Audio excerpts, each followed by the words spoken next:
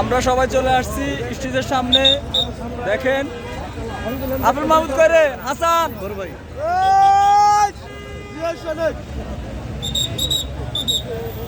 এই যে স্টেজটা এখানে সামনাসামনি দেখা যাচ্ছে। দেখেন সবাই মানুষ আর মানুষ, চারপাশে শুধু মানুষ।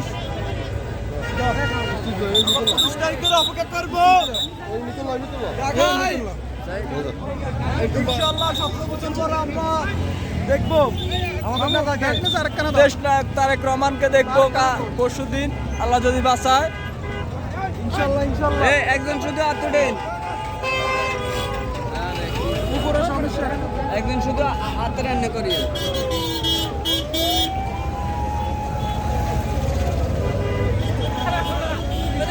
হাতে রান্না করলে